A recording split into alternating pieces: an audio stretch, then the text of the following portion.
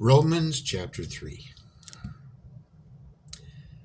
What advantage then has the Jew, or what is the profit of circumcision? Much in every way, chiefly because to them were committed the oracles of God.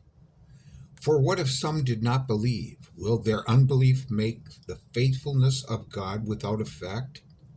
Certainly not. Indeed, let God be true, but every man a liar. As it is written, that you may be justified in your words and may overcome when you are judged. But if our unrighteousness demonstrates the righteousness of God, what shall we say? Is God unjust who inflicts wrath? I speak as a man. Certainly not. For then how will God judge the world? But if the truth of God has increased through my lie to his glory, why am I also still judged as a sinner? And why not say, let us do evil that good may come? As we are slanderously reported, and as some affirm that we say, their condemnation is just. What then? Are we better than they? Not at all. For we have previously charged both Jews and Greeks that they are all under sin. As it is written, there is none righteous, no, not one. There is none who understands.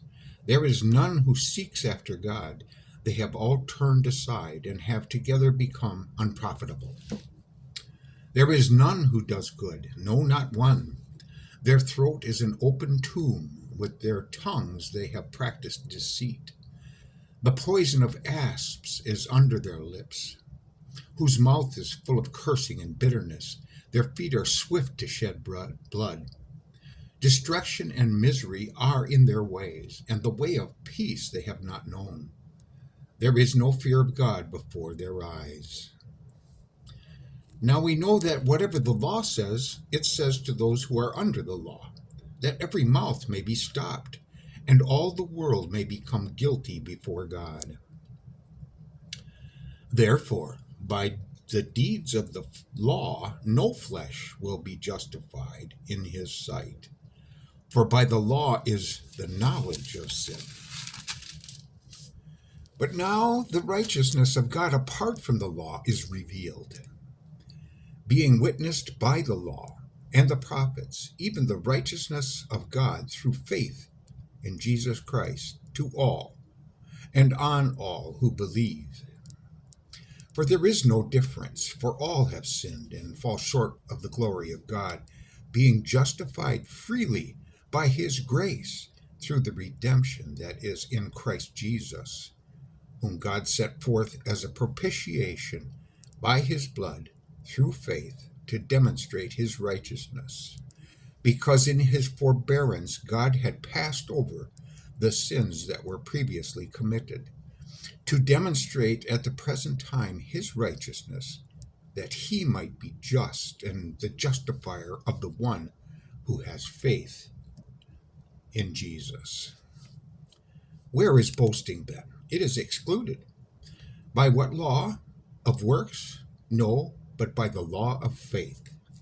Therefore we conclude that a man is justified by faith apart from the deeds of the law. Or is he the God of the Jews only? Is he not also the God of the Gentiles? Yes, of the Gentiles also, since there is one God who will justify the circumcised by faith and the uncircumcised through faith. Do we then make void the law through faith? Certainly not. On the contrary, we establish the law. Tomorrow, Romans chapter 4.